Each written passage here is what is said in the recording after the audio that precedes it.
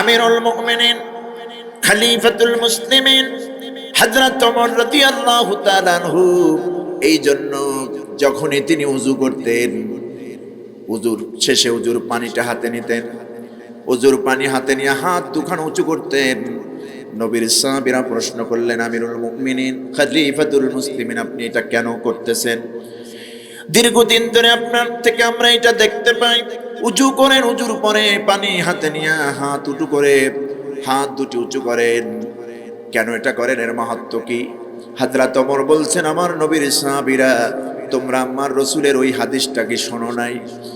আমার নবীজি বলেছেন, ইন্না মিন উম্মতি ইউদউনা ইয়াওমাল কিয়ামাতি গুররাম মুহাজ্জালিনা মিন আসারিল উযু।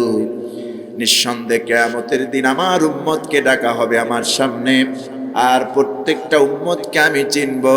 প্রত্যেকের উম্মতের কপালে উযুর কারণে শুভ্র দাগ, নূরের দাগ আমি দেখতে পাবো। ওই হাদিস কি শোনো নাই? উযুর পানিটা যেখানে শরীরে গড়াবে ওইখান থেকে নূর চমকাবে। তো আমি চাই আমার শরীরের পা থেকে মাথা পর্যন্ত সব জায়গায় যেন উযুর পানি চলে যায়, এজন্য সুন্দর উযু করবো তো ইনশাআল্লাহ। সুন্দর উযু হলে সুন্দর নামাজ, সুন্দর নামাজ হলে সুন্দর ঈমান, ঠিক কি না? আল্লাহ আমাদেরকে কি দিয়ে দিবেন? জান্নাত, জান্নাতুল ফেরদাউসের ওয়ারিশ বানায় দিবেন। কাঙ্ক্ষিত মানের নামাজ আমরা করব। আজকে থেকে তওবা করি, আল্লাহ জীবনে যত নামাজ পড়েছি ভুল ত্রুটি মাফ করো। আমাদেরকে কাঙ্ক্ষিত মানের খুশু খুজুর সাথে, ভয়ের সাথে, আদবের সাথে যেই নামাজ তুমি চাও ওই নামাজ যেন আমরা পড়তে পারি। তৌফিক দাও বলি আমিন। এ গেল কয়টা গুণ? 1 নম্বর কাঙ্ক্ষিত মানের নামাজ, মনে রাখবেন। 2 নম্বর গুণ, জান্নাতুল ফেরদাউসের ওয়ারিশ, উত্তরাধিকারী হতে হলে 2 নম্বর গুণ মুমিনের কি? আল্লাহ বলছেন, ওয়াল্লাযীনা হুম আনিল লাগবি মুরিদুন। মুমিন বান্দার জান্নাতুল ফেরদাউসের উত্তরাধিকারী হতে হলে, ওয়ারিশ সার্টিফিকেট পেতে হলে মুমিন বান্দার 2 নম্বর গুণ অর্জন করতে হবে। সেটা হলো মুমিন বান্দার এই জবানকে বেহুদা কথা, অসার বাক্য থেকে ফিরাইয়া রাখতে হবে। মুমিন বান্দা এই জবানটাকে সেভ করবে, কন্ট্রোল করবে। কোনো বাজে কথা, বেহুদা কথা, অসার বাক্য এই জবান দিয়ে বের হবে না। এখন পেকুয়ার ভাইরা, নয়াকাটার ভাইরা, আপনারাই বলুন, আমরা বেশি পেশাল পারি, বেশি কথা বলি, এই অভ্যস্তই তো আমাদের মধ্যে বেশি, ঠিক না? কম কথা বলা মানুষ কিন্তু সমাজে কম। কম কথা বললে আবার লোকেরা সমাজের বাইরে ফেলে দেয়। এর মধ্যে কোনো সোশ্যালিজম নাই, এটা কোনো সমাজের মধ্যে পড়ে না। আছেন এরকম? অথচ কথা কম বলার মধ্যে সফলতা। আমরা অনেকে আছি কথা বেশি বলতে না পারলে খাবার হজম হয় না, সমানে কথা বলে। এই জবানটাকে, এই জবান, মুমিনের জবান আর কাফের মুনাফিকের জবান তো এক নয়। এই লিসান, এই জবানটাকে সেভ করার নির্দেশ দিয়েছেন কে? আল্লাহ পাক বলেছেন। এমনকি রাসূল পাক সাল্লাল্লাহু আলাইহি ওয়াসাল্লাম হাদিসে বলেছেন যে কোনো মুমিন উম্মত যদি আমাকে তার 2টি বিষয় গ্যারান্টি দিতে পারে, আজমান লাহুল জান্নাহ, আমি তার জন্য জান্নাতের জামিনদার হয়ে যাব। কোন উম্মত আমার যদি 2টি বিষয়ের গ্যারান্টি আমাকে দিতে পারে, নাম্বার 1 তার 2 চোয়ালের মাঝখান, তার মানে লিসান, এই জবান, আর 2 নম্বর জায়গা হলো 2 উরুর মাঝখান, মানে লজ্জাস্থান। লজ্জাস্থান এবং জবান, এই 2টার ব্যাপারে যদি আমাকে কোনো উম্মত গ্যারান্টি দিতে পারে, আমি নবীজি জানায় দিলাম, আদমান লাহুল জান্নাহ, ওই উম্মতের জামিনদার, জান্নাতের জামিনদার আমি নবী হয়ে গেলাম। আপনারা চুজ করেছেন, পছন্দ করেছেন মহব্বত দিয়ে, আবার আহ্বান করেছেন, দাওয়াত দিয়েছেন। এজন্য আমি আমার পক্ষ থেকে আল্লাহর দরবারে শুকরিয়া জানাচ্ছি, আলহামদুলিল্লাহ। এবং আপনাদেরকে, আপনাদের প্রতি কৃতজ্ঞতা প্রকাশ করছি। সাথে সাথে আলোচনার শুরুতে আমি এলাকার ভাইদের সাথে তাদের কাছে একটু আবেদন করতে চাই যে যেহেতু মাহফিলের অধিবেশন শুরু হয়ে গেছে, আরো আগের থেকে রাস্তাঘাট, দোকানপাটে অযথা ঘোরাফেরা না করে আদব হচ্ছে এই মাহফিলে উপস্থিত হয়ে আল্লাহর কোরআন শোনা। আজকের দিনের সবচেয়ে দামি অনুষ্ঠান এই কোরআনের মাহফিল, ঠিক না? আকাশের নিচে জমিনের উপরের থেকে শ্রেষ্ঠ মাজলিস আর হয় না, কারণ এখানে আল্লাহর কোরআন কথা বলা হচ্ছে, আল্লাহর কালাম থেকে। সেহেতু আপনি দোকানপাটে আড্ডাবাজি, অযথা সময় ক্ষেপণ করবেন, বাড়ি থেকে অনুমতি নিয়ে আসছেন মাহফিলে যান, কিন্তু মাহফিলের বাউন্ডারির মধ্যে ঢুকলেন না, ঘোরাফেরা করলেন, মোবাইল টিপতেছেন। পৃথিবীর কোনো মানুষ না দেখলেও আল্লাহ দেখতেছেন, ঠিক না? আল্লাহর ফেরেশতারা দেখতেছে, এবং আপনার আমার প্রতিটি মুহূর্ত, প্রতিটি অবস্থান আল্লাহ পাকের ফেরেশতা দিয়ে রেকর্ড করাচ্ছেন। আল্লাহর সিসি ক্যামেরার বাইরে আমরা কেউ নই। দুনিয়ার মানুষের তৈরি করা ইলেকট্রিক মেকানিজম, যান্ত্রিক সভ্যতা দিয়ে, ক্যামেরা দিয়ে অডিও ভিডিও যদি ধারণ করা যায়, এই ব্রেইন যেই আল্লাহ পাক মানুষের মাথায় দিয়েছেন, সে আল্লাহর কি কুদরতি ক্যামেরা আছে না? মানুষের তৈরি করা ভিডিও অডিও এগুলি নষ্ট হওয়া, অ্যাবর্ষণ হয়ে যাওয়ার সম্ভাবনা আছে, আছে না? কিন্তু আল্লাহ যেটা ধারণ করবেন, এটা কি সম্ভাবনা আছে নষ্ট হওয়ার? এই জন্য এই তথ্য উপাত্ত আল্লাহ পাক নিচ্ছেন। যদি ইচ্ছা করে ঘরের মধ্যে থাকেন, মাহফিলে না আসেন, কোনো জরুরত ছাড়া, কোনো হাজত ছাড়া, হতে পারে আল্লাহর কাছে আপনাকে আমাকে জবাব দিতে হতে পারে, ঠিক কিনা? কারণ ছেলেরা এত সুন্দর আয়োজন করেছেন, এলাকার ধর্মপ্রাণ মুসলমান, আমাদের প্রত্যেকের দায়িত্বই মাহফিলকে সফল করা, মাহফিলে যোগদান করা। এখানে আসলে গুনাহ ঝরবে। তিরমিজির বর্ণনা, রাসূল পাক সাল্লাল্লাহু আলাইহি সাল্লাম বলেছেন, বান্দা যখন মাহফিলে ঢোকে, কোরআনের মজলিসে ঢোকার সঙ্গে সঙ্গে তার আমলনামা থেকে গুনাহ ঝরতেই থাকে, সওয়াব লিখতে থাকেন আল্লাহর ফেরেশতারা, এবং তো রেকর্ড হয়। এই যে ক্যামেরায় রেকর্ড হয়, আল্লাহর কুদরতি ক্যামেরায় ফেরেশতারা রেকর্ড করছে। এ কথা কি আমার না আল্লাহর? আল্লাহ রাব্বুল আলামিন বলেন, মা ইয়ালফিযু মিন কাওলিন ইল্লা লাদাইহি রাকীবুন আতীদ। বান্দা এমন কোন কওল, এমন কোন বক্তব্য, এমন কোন মুহূর্ত, এমন কোন অবস্থান পার করে না, যে অবস্থানের যেই মুহূর্তগুলি আল্লাহ রাব্বুল আলামিনের পক্ষ থেকে ফেরেশতারা রেকর্ড করে না, সব রেকর্ড হয়ে যায়। আপনার প্রতিটি অবস্থান, আমার প্রতিটি মুহূর্ত রেকর্ড করেন আল্লাহ পাক ফেরেশতাদের মাধ্যমে। এই রেকর্ড এটা আবার ধারণ করেন আমলনামা। এই আমলনামা, এই রেকর্ডের মেমোরি আল্লাহ পাক প্রত্যেক মানুষের গলার মধ্যে আল্লাহ এটাকে লটকায় দিয়েছেন। وَكُلَّ إِنسَانٍ أَلْزَمْنَاهُ طَائِرَهُ فِي عُنُقِهِ। আমি আল্লাহ রাব্বুল আলামিন প্রতিটি ইনসানের, প্রতিটি মানুষের গলার মধ্যে একটা আমলনামা, একটা তয়ের আমি লটকায় দিয়েছি। বান্দা, তুমি যা করো সব রেকর্ড হয়ে যায়। ভালো করলেও রেকর্ড হয়, মন্দ করলেও রেকর্ড হয়, নামাজ পড়তেছো রেকর্ড হচ্ছে, আর আড্ডাবাজি করতেছো, আল্লাহর নাফরমানি করতেছো, তাও রেকর্ড হয়ে যাচ্ছে। আল্লাহর সিসি ক্যামেরার বাইরে কেউ নাই, ঠিক না? এতটুকু নিয়াদ আর ভরসার ভয় যদি আমাদের থাকতো আল্লাহর উপরে, তাহলে সমাজে জিনা থাকতো না, চুরি থাকতো না, ব্যভিচার থাকতো না, মানুষ হত্যা থাকতো না, গুম খুন, অর্থ পাচার, আইল ঠেলা, মিথ্যা সাক্ষী দেওয়া, মিথ্যা মামলা করা, অন্যের হক নষ্ট করা, এগুলি থাকতো না। এই বিশ্বাস যদি আমাদের থাকতো যে আল্লাহ আমাদের দেখতেছেন, আমার সব তথ্য আল্লাহ রেকর্ড করতেছেন। সম্মানিত ভাইরা, এই জন্য আল্লাহ পুরস্কার দিবেন, যে যা করবে সে অনুযায়ী বান্দাকে প্রতিদান দেওয়া হবে। আমি আপনাদের খেদমতে সূরাতুল মুমিনুন, কোরআনের একটি উল্লেখযোগ্য সূরা, 18তম পারা এই সূরাটি, সেখান থেকে 1 থেকে 11 অর্থাৎ 1 থেকে 11 নম্বর আয়াত পর্যন্ত আমি তেলাওয়াত করেছি। ভূমিকা লম্বা করার কোনো সুযোগ নাই, যেহেতু হাতে আছে মাত্র 1 ঘন্টা, এরপরই আমাকে অন্য জায়গায় যেতে হবে। গত বছর এমন টাইম দিয়েছি, এবছরও মানিক ভাই আমাকে যেহেতু দাওয়াত করেছেন, তো আমি বলেছি আমার তো একটি মাহফিল নেওয়া আছে, আমাকে এইভাবেই আবার সুযোগ দিতে হবে, এর বাইরে না। তো উনি আলহামদুলিল্লাহ বললেন, তো আমিও আলহামদুলিল্লাহ বললাম যে আমার সেই পরিচিত পেকুয়ার ভাইদের চেহারাগুলি আবার দেখা হবে, আলহামদুলিল্লাহ। তো আসুন ভূমিকা লম্বা না করি, সরাসরি যে বিষয়ের উপর আমাকে কোরআনের কথা বলতে বলা হয়েছে সেই বিষয়ের উপর আমরা কিছু কথা, আমরা কিছু মেসেজ কোরআন থেকে, আল্লাহর নবীর সুন্নাহ থেকে গ্রহণ করি।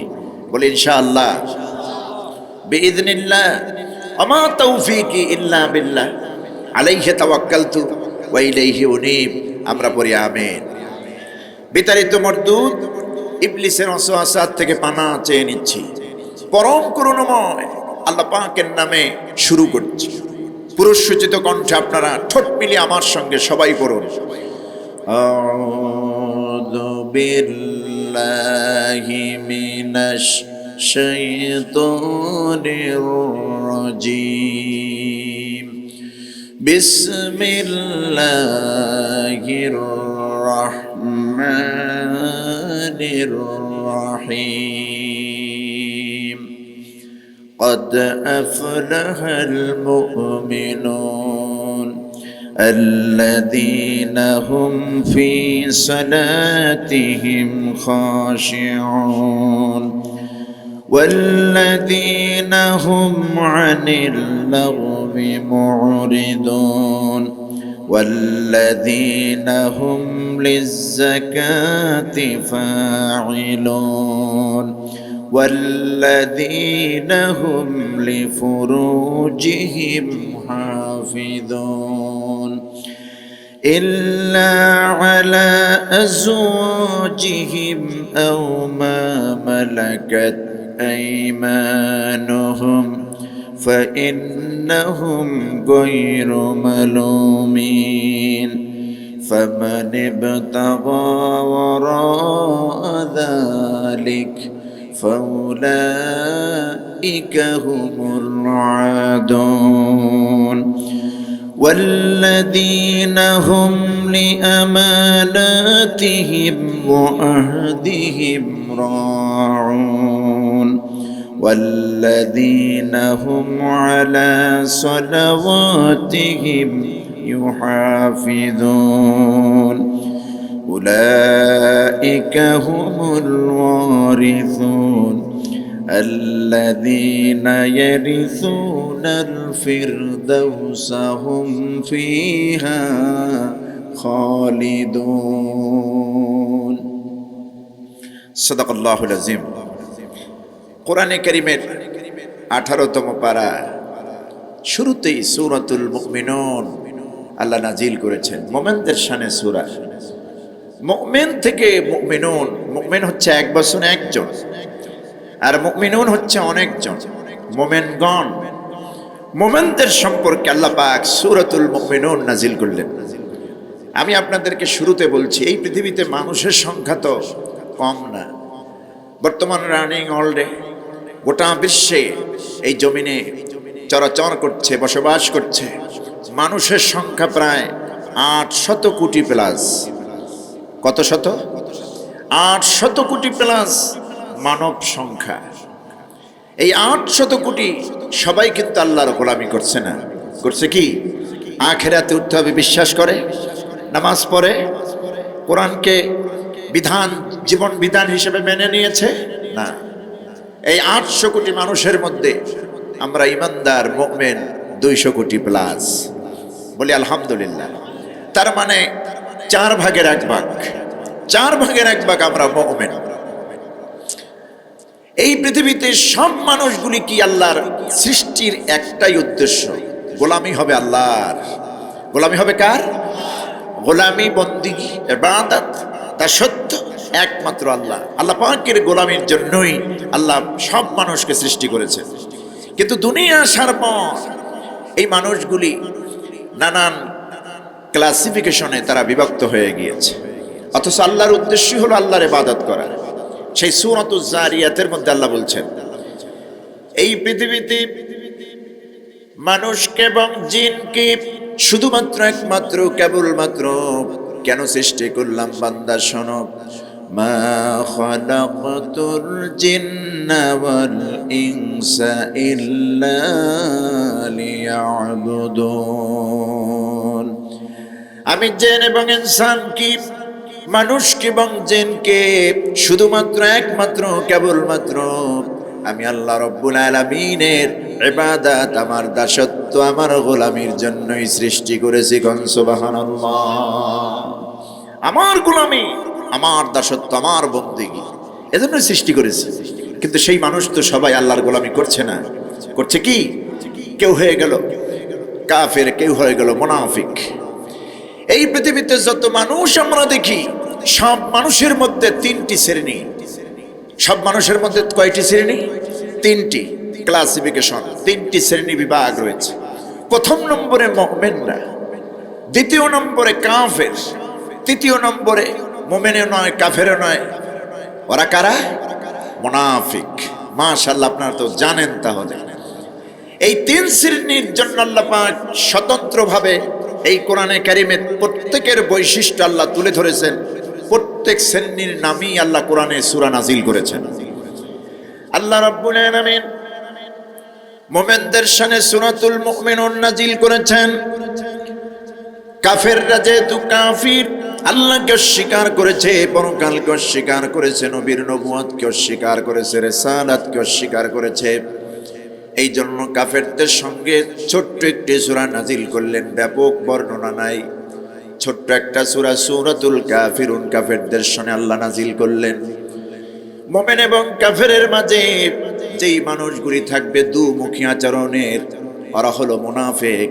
ওদের চরিত্র কেমন, ওদের অবস্থা কেমন, ওরা কতটা ভয়াবহ, বিস্তারিত বর্ণনার জন্য আল্লাহ পাক কোরআনে একটি সূরা নাজিল করলেন, সূরাতুল মুনাফিকুন। কি নাম? সূরাতুল মুনাফিকুন। তাহলে প্রত্যেকটা শ্রেণী বিভাগের জন্য স্বতন্ত্র সূরা আল্লাহ নাজিল করেছেন। আমাদের জন্য যে সূরাটি নাজিল করলেন সেটা কি? সূরাতুল মুমিনুন। বলি আলহামদুলিল্লাহ। আর প্রত্যেককে আল্লাহ পাক সৃষ্টি করলেন, তার উদ্দেশ্য হলো আল্লাহর ইবাদত করা। যদি আমরা আল্লাহর ইবাদত না করি, তাহলে আল্লাহ পাক এই পৃথিবীতে যেই গোলামেরা মানুষের ভিতরে, জিনের ভিতরে যারা আল্লাহর গোলামি করবে না, তাদের জন্য রেখে দিয়েছেন জাহান্নামের আগুন। আর যারা আল্লাহর হুকুমের তাবেদারি করবে, হুকুমের তামিল করবে, আল্লাহর বাধ্য হয়ে আল্লাহর গোলামি করবে, ইবাদত করবে, আল্লাহর প্রতি ঈমান আনবে, মুমিন হয়ে জীবন যাপন করবে, তাদের জন্য রেখেছেন কি? জান্নাত। জান্নাত এবং জাহান্নাম, এই দুইটা জায়গা পরপারের হিসাবের পরে। কোরআনে কারীম আল্লাহ রাব্বুল আলামিন কাফির, মুশরিক এবং মুনাফিকদের সম্পর্কে বলছেন, যেই কাফিররা আমার দিনকে, আমার কোরআনকে, আমার নবীকে, আখিরাতকে, আমি আল্লাহকে অস্বীকার করে, আমার নিদর্শনকে অস্বীকার করে, সুস্পষ্ট বাণী যাওয়ার পরেও ওদের জায়গা হলো জাহান্নাম। সূরাতুল বাকারার 39 নম্বর আয়াত আল্লাহ পাক স্পষ্ট জানাই দিলেন জাহান্নামে কারা যাবে। শোনো, ওয়াল্লাযীনা কাফারু ওয়া কাযযাবু বিআয়াতিনা উলাইকা আসহাবুন নার হুম ফিহা খালিদুন। আর যারা অস্বীকার করেছে বিআয়াতিনা, যারা অস্বীকার করেছে, কুফরি করেছে আমার আয়াতগুলিকে, আমার নিদর্শনাবলীকে, আমার দিনকে, আমার জীবন ব্যবস্থাকে, উলাইকা আসহাবুন নার, এরাই হলো ওই সব লোক যারা জাহান্নামী অধিবাসী। নাউযুবিল্লাহ। হুম ফিহা খালিদুন, আর সেখানে তারা চিরস্থায়ী থাকবে। মুনাফিক, কাফের, বেঈমানেরা, মুশরিকেরা। মুমিনকে যদি আল্লাহ পাক জাহান্নামের আগুনে শাস্তি দেন, ওটা পার্মানেন্ট নয়, স্থায়ী নয়, শুধুমাত্র শাস্তি দিবেন, আর নাও দিতে পারেন, আল্লাহ চাইলে ক্ষমা করে দিবেন। আর মুমিনদের জন্য চিরস্থায়ী শান্তির জায়গা কি? জান্নাত। সূরাতুল বুরুজের মধ্যে আল্লাহ রাব্বুল আলামিন 11 নম্বর আয়াতে বলছেন, ইন্নাল্লাযীনা আমানু ওয়া আমিলুস সালিহাতি লাহুম জান্নাতুন তাজরি মিন তাহতিহাল আনহার যালিকাল ফাওজুল কাবীর। আল্লাহ রাব্বুল আলামিন বলেন, নিশ্চয়ই যারা ঈমান আনে, সৎ কর্ম করে, নামাজ পড়ে, রোজা রাখে, হজ করে, যাকাত দেয়, এক কথায় আমলে সলে করে, যারা ঈমান আনার পর নেক আমল করে, আমলে সলে করে, যাবতীয় বন্দেগী আল্লাহর জন্যই করে, আল্লাহ পাক বলেন, লাহুম জান্নাতুন তাজরি মিন তাহতিহাল আনহার। এই মুমিন আমলি বান্দাদের জন্য আমি রেখে দিয়েছি জান্নাত। সেই জান্নাত কি? সেই জান্নাতের তলদেশে নহর নালা প্রবাহমান, দুধের ঝর্ণা, মধুর ঝর্ণা, শারাবান তাহুরা, মিষ্টি সুমিষ্টি পানীয় থাকবে। সেখানে অসংখ্য গণিত নেয়ামত থাকবে, ফল থাকবে। সূরা ইয়াসিন আল্লাহ পাক বলছেন কি কি ফল থাকবে। লাহুম ফিহা ফাকিহাতুন ওয়া লাহুম মা ইয়াদদাউন।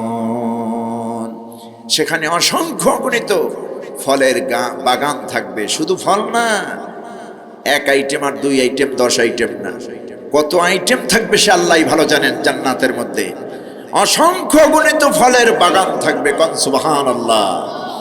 এই সুমহান শান্তির চিরস্থায়ী জায়গা রেখেছেন কাদের জন্য? মুমিনদের জন্য, যারা ঈমান আনবে, ওয়া আমিলুস সালিহাত, এবং নেক আমল করবে। তাহলে কিয়ামতের দিন দুইটা জায়গা, একটা হলো জাহান্নাম, আর একটা কি? জান্নাত। জাহান্নামে যাবে কাফিররা, মুশরিকরা, মুনাফিকরা, আর জান্নাতে যাবে একটা শ্রেণীর লোক। ওরা কারা? মুমিনরা। আজকে সেই মুমিনদের সম্পর্কে আল্লাহ বলছেন, জান্নাত যদি পেতে হয় মুমিনরা, তোমরা তো জান্নাতে যাবাই, মুমিনদের জন্যই তো আমি আল্লাহ জান্নাত রেখে দিয়েছি। কোন সুবহানাল্লাহ। আল্লাহ আমাদেরকে জান্নাত দিতে প্রস্তুত। এখন আমরা যদি এই জান্নাত গেইন করতে না পারি, হাসিল করতে না পারি, তাহলে এটা আমাদের জন্য চরম ব্যর্থতা, ঠিক না? আমাদেরকে আল্লাহ জান্নাত দিবেন বলে প্রতিশ্রুতি দিয়েছেন। আর জান্নাত যেহেতু মুমিনদের জন্য আল্লাহ রেখে দিয়েছেন, জান্নাতের শ্রেণী বিভাগ হচ্ছে 8টি।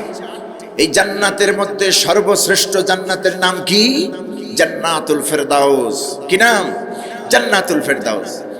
এখন কেউ তো খারাপটা চাইবে না, যেটা ভালো সেটাই তো চাইবে। সব জান্নাতই ভালো, সব জান্নাত, 8টি জান্নাত, 8টি জান্নাতই ভালো। কিন্তু জান্নাতের মধ্যে সর্বশ্রেষ্ঠ যেটা, রাসূলুল্লাহ বলেছেন, ইজা সাআলতুমুল্লাহ, তোমরা যখন আল্লাহর কাছে চাইবা, তখন তোমরা জান্নাতুল ফেরদাউস চাও আল্লাহর কাছে।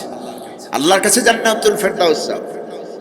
কেননা জান্নাতুল ফেরদাউস হচ্ছে আলাল জান্নাহ, সর্বোচ্চ জান্নাত, সর্বশ্রেষ্ঠ জান্নাত আল্লাহর। এই জান্নাতুল ফেরদাউস চাও। সবাই তো সেরাটাই চায়, ঠিক না? আমরা তো সেরাটাই চাই। আল্লাহ দিতেও প্রস্তুত জান্নাতুল ফেরদাউস। এখন আজকের তেলাওয়াতকৃত সূরাতুল মুমিনুনের 1 থেকে 11 নম্বর আয়াতের মধ্যেই এই জান্নাতুল ফেরদাউস কারা পাবে, কোন মুমিনরা পাবে, এর কয়েকটি কোয়ালিটি, কয়েকটি কন্ডিশন আল্লাহ তুলে ধরেছেন। সুবহানাল্লাহ। আমি এই কন্ডিশনগুলি বয়ান করি, আমি আপনাদের থেকে আলোচনা থেকে বিদায় নেব বলে ইনশাআল্লাহ। আমরা তো সবাই জান্নাত পেতে চাই, ঠিক না? জান্নাত তো চাই, কিন্তু সেই জান্নাতের মধ্যে সর্বশ্রেষ্ঠ জান্নাত চাই। সেটার নাম কি? জান্নাতুল ফেরদাউস। এখন সেই জান্নাতুল ফেরদাউস পেতে হলে আল্লাহর কন্ডিশন হচ্ছে 7টি গুণ মুমিনকে অর্জন করতে হবে। কয়টি গুণ? ভালো করে ইয়াদ নিতে হবে। এটা তাফসীরুল কুরআন মাহফিল, একটি দার্স, একটি ক্লাসের মতো, গল্পর কথা না। আমি আপনাদেরকে কোরআন থেকে শোনাচ্ছি। 7টি পয়েন্টে 7টি গুণ যদি অ্যাচিভমেন্ট করা যায়, আল্লাহর ওয়াদা হচ্ছে আখিরাতে না, এই গুণ বিশিষ্ট মুমিনদেরকে আমি দুনিয়ায় জান্নাতুল ফেরদাউসের ওয়ারিস বানায়া দেব। সুবহানাল্লাহ। দেখুন, এরকম বর্ণনা কিন্তু আল্লাহ কোরআনে খুব কম জায়গায় দিয়েছেন। যদি আল্লাহ পাকের এই 7টি গুণ, এই কন্ডিশন ফলো করা হয়, মানা হয় মুমিনি জীবনে, তাহলে জান্নাতুল ফেরদাউসের ওয়ারিশ মানে ওয়ারিশ বুঝেন তো, উত্তরাধিকারী। মাইয়েত, কোন মোমেন ব্যক্তি মারা গেলে তার সম্পদ কিভাবে বন্টন হবে, শরিয়া আইন সেটা বিন্যস্ত করেছে না? সূরাতুন নিসা 1 থেকে 1.5 পৃষ্ঠা ব্যাপী সেইভাবে বন্টন নীতি আল্লাহ বর্ণনা করেছেন। তো মাইয়েতের মৃত্যুর পর তার রেখে যাওয়া পরিত্যক্ত সম্পত্তি যেমন ওয়ারিশরা পেয়ে যায় ভাগ মতো আল্লাহর নির্ধারিত বন্টন নীতি অনুযায়ী, এমনিতে ওয়ারিশ হয়ে যায়। আল্লাহ পাক বলছেন এই 60টি গুণ 1 থেকে 7 পর্যন্ত, এই 60টি গুণ যদি আমার মোমেন বান্দারা দুনিয়া অর্জন করে, জান্নাতুল ফেরদাউসের ওয়ারিশ ওরা দুনিয়াই হয়ে যাবে। শুরুতে আল্লাহ বললেন সফল কান্ত মোমেনরা। এই পৃথিবীতে সফল কারা? সূরাতুল মুমিনুনের শুরুতে আল্লাহ রাব্বুল আলামিন বললেন قد أفلح المؤمنون, অবশ্যই সফল হলো তারা এই পৃথিবীতে মুমিন যারা, এই পৃথিবীতে মুমিন যারা তারাই হলো সফল কাম। এখন এই শব্দটুকুন এই প্রথম আয়াতের একটু ব্যাখ্যা না দিলে আপনারা বুঝবেন না। আল্লাহ বললেন قد أفلح المؤمنون, অবশ্যই সফল হয়েছে। আফলাহা ইউফলিহু ভাবে ফাল থেকে এসেছে, এটা মানে মাজির সিগা, অবশ্যই সফল হয়ে গেছে। কারা? মুমিনরা। আল মুমিনুন, মুমিনরা। মুমিনরা সফল, এই ঘোষণা কার? আল্লাহ পাকের। দুনিয়ার কোন প্রেসিডেন্ট থেকে আমরা শুনছি না, বরং পৃথিবীর সব রাজাদিরাজের মহান রাজাদিরাজ যিনি আল্লাহ সুবহানাহু ওয়া তাআলা, তিনি বলছেন قد أفلح المؤمنون, অবশ্যই সফল হয়েছে তারা এই পৃথিবীতে মুমিন যারা। এখন মুমিন যারা, মুমিনের সফলতার পিছনে কারণ কি? কারণ মুমিনের কাছে পৃথিবীর সব থেকে শ্রেষ্ঠ সম্পদ দুনিয়া এবং আখিরাতের জন্য, সেটার নাম হচ্ছে ঈমান। সেটার নাম কি? আছে মান আমানা বিল্লাহি ওয়া বিল ইয়াউমিল আখির, যে ব্যক্তি আল্লাহর প্রতি, পরকালের প্রতি, ও কুতুবিহি ও রাসূলিহি, রাসূলের প্রতি, কিতাবের প্রতি ঈমান আনবে, ফাহুয়া মুমিন, সে তো মুমিন হয়ে গেল। এখন এই মুমিনের সফলতা আল্লাহ পাক বলছেন পৃথিবীতে যত মানুষ আছে থাকতে পারে সংখ্যায় তারা বেশি। যেমন খ্রিস্টানরা বর্তমান রানিং ওয়ার্ল্ডে নাম্বার 1-এ কিন্তু খ্রিস্টানদের সংখ্যা 240 কোটি প্লাস, এবং সেকেন্ড পজিশনে আমরা মুসলমানরা 200 কোটি প্লাস। কিন্তু 240 কোটি কেন, এর থেকেও যদি বেশি হয়, 240 কোটি এক পাল্লায়, আর এক পাল্লা একজন মুমিন, আল্লাহর কাছে ওই মুমিনের মর্যাদাই বেশি। কার মর্যাদা বেশি? কারণ কি? কারণ আল্লাহ রাব্বুল আলামিন বলেন قد أفلح المؤمنون, আল্লাহ পাক বলছেন অবশ্যই সফল হলো তারা এই পৃথিবীতে মুমিন বান্দা যারা, যারা মুমিন বান্দা তারাই সফল। বলি আলহামদুলিল্লাহ। আর একটা ছোট্ট এক্সাম্পল দিলে আপনারা বুঝবেন আশা করি মুমিনরা কেমনে সফল, কিভাবে সফল। দেখুন কিভাবে সফল, দেখুন ঈমান থাকার কারণে, ঈমান নামক সম্পদ থাকার কারণে মুমিনের কত দাম আল্লাহর কাছে। এই পৃথিবীতে বর্তমান রানিং ওয়ার্ল্ডে সবচেয়ে সুপার পাওয়ার আমেরিকার, ঠিক না? আমেরিকা নাম শুনছেন তো? আমেরিকার রানিং প্রেসিডেন্ট ডোনাল্ড ট্রাম্প পৃথিবীর সুপার পাওয়ার। এই আমেরিকা পৃথিবীর বিভিন্ন দেশ নিয়ে কলকাঠি নাড়ায়, পৃথিবীর বিভিন্ন দেশে বাম হাত ঢুকাইয়া দেয়, এদের সুবিধা মতো আধিপত্য বিস্তার করতে চায়। চায় না? চায়। তার মানে হলো এই আমেরিকা পৃথিবীর সুপার পাওয়ার, যিনি প্রেসিডেন্ট হয় সুপার পাওয়ারম্যান, অনেক ক্ষমতা। তো বাহ্যিক দৃষ্টিতে, মানুষের দৃষ্টিতে সফলতার 3টা দিক, একটা হলো ক্ষমতা, আর একটা হলো পরিচিতি, আর একটা হলো অর্থ। তো ডোনাল্ড ট্রাম্পের প্রথম আছে ক্ষমতা। প্রথম কি?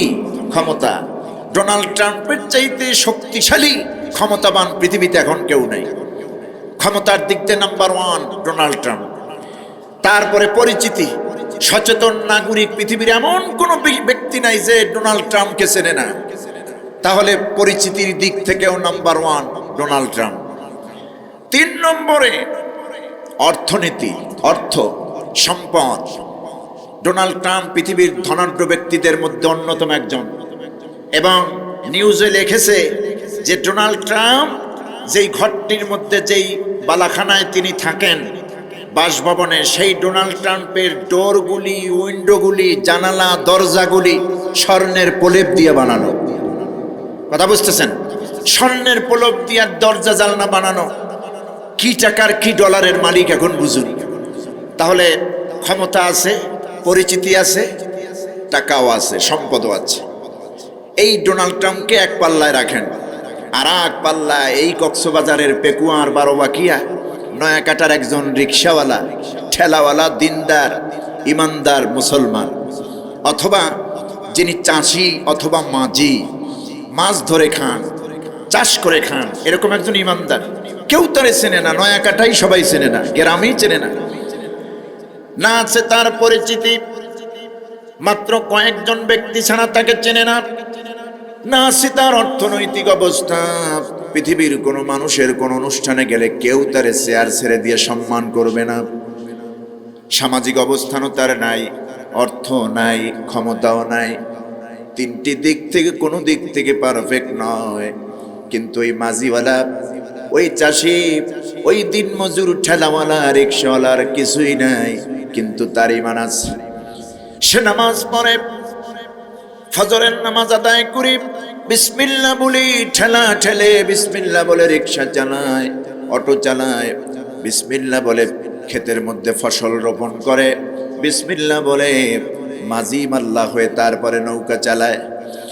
আমার বন্ধুগণ, এই গরিব মানুষটির কিচ্ছু নাই, ঈমান থাকার কারণে এই লোকটাকে যদি ভিন্ন পাল্লায় দেন, আপনারাই জবাব দেন, আমেরিকার ডোনাল্ড ট্রাম্পের পাল্লার চাইতে এই রিক্সাওয়ালা, ঠেলাওয়ালা, দিনমজুর, গরিব ইমানদারের মর্যাদা আল্লাহর কাছে বেশি না?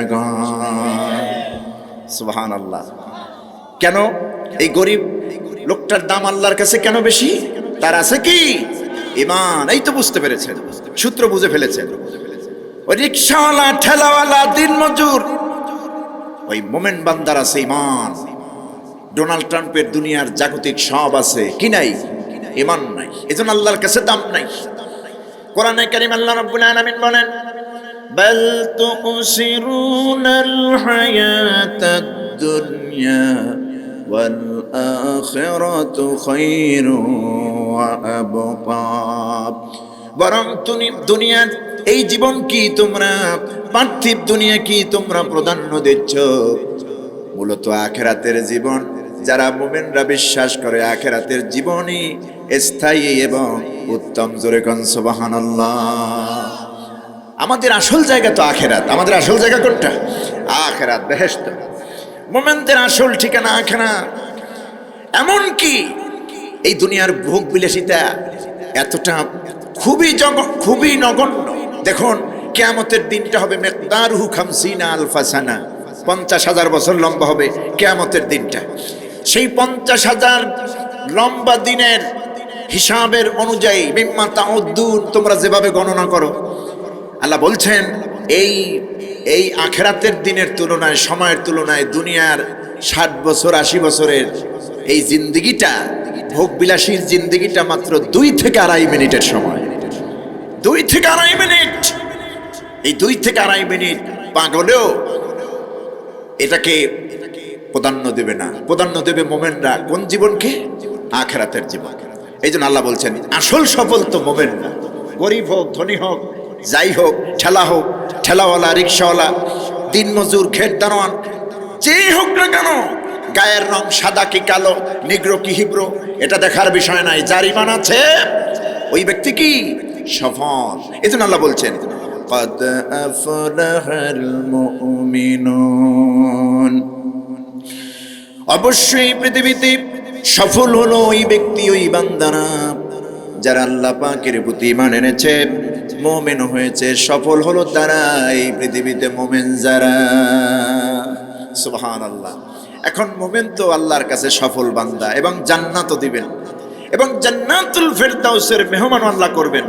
তবে গুণ অর্জন করতে হবে কয়টা? 7টা। আসুন, প্রথম নম্বরে ওই মোমেনকে জান্নাতুল ফেরদাউসের মেহমান হতে হলে, উত্তরাধিকারী হতে হলে, দুনিয়ায় ওয়ারিশ সার্টিফিকেট পেতে হলে প্রথম নম্বর যে গুণ সেটা কি আল্লাহ বলছেন, প্রথম নম্বর গুণ হলো الذين هم في صلاتهم خاشعون। মুমিনের প্রথম গুণ হচ্ছে তাদের নামাজের ভিতরে নম্রতা, ভদ্রতা, বিনয়, একাগ্র চিত্ততা থাকবে। কোন সুবহানাল্লাহ। এর মানে হলো মুমিন হবে একজন কাঙ্ক্ষিত মানের নামাজি। তাদের নামাজের মধ্যে থাকবে ভয়, খুশু, নম্রতা, ভদ্রতা, আদব থাকবে। আল্লাহর জন্যই নামাজ পড়বে, আল্লাহর জন্যই। তাহলে জান্নাতুল ফেরদাউস গেইন করতে হলে, দুনিয়ায় উত্তরাধিকারী সার্টিফিকেট পেতে হলে মুমিনের প্রথম গুণটা কি? কাঙ্ক্ষিত মানের নামাজ। প্রথম গুণটা কি? কাঙ্ক্ষিত মানের নামাজ। শুধু নামাজ না, নামাজ তো বহুত মানুষ পড়ে, বহুত মানুষ নামাজ পড়ে, নামাজ কবুল হয় না। আমাদের অধিকাংশ মানুষই নামাজ পড়ি ঠিকই, কিন্তু কাঙ্ক্ষিত মানের নামাজ হয় না। আল্লাহ বলছেন আল্লাযীনা হুম ফি সলাতিহিম খাশিউন, যারা একাগ্রতার চিত্তে, ভয়ের সঙ্গে, খুশুখুজুর সঙ্গে আমি আল্লাহর সঙ্গে, আল্লাহর সামনে আইসা নামাজটা পড়ে, আল্লাহরে ভয় করে নামাজ পড়ে। এই কাঙ্ক্ষিত মানের নামাজ যেই ব্যক্তি পড়বে, আল্লাহ পাক বলছেন জান্নাতুল ফেরদাউসের ওয়ারিশ আমি দুনিয়াতে তারে বানায় দেব।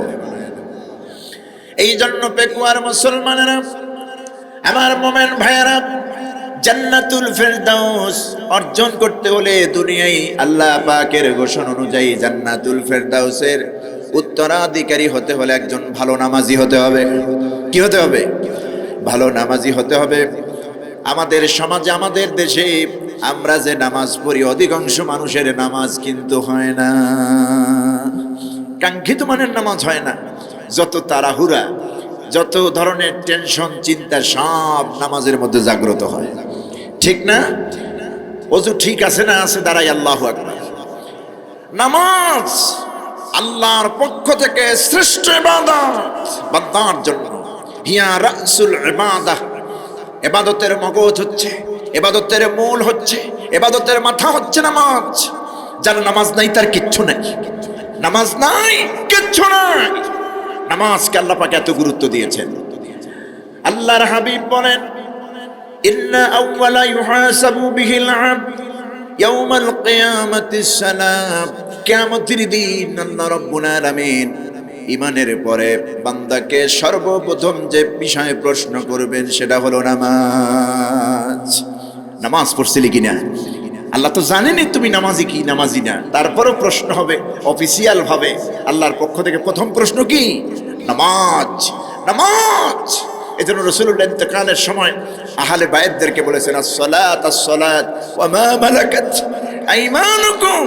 নামাজ, নামাজ, নামাজ, আমার উম্মতেরা নামাজ, আর তোমাদের অধীনস্থ যারা আছে তাদের দায় হক। নামাজ হয় না, অনেকেরই আমাদের নামাজ হয় না, কাঙ্ক্ষিত মানের নামাজ হয় না। হয় না বলি তো আমরা অপরাধ প্রবণতা আমাদের মধ্যে বেড়েই চলছে, ঠিক না?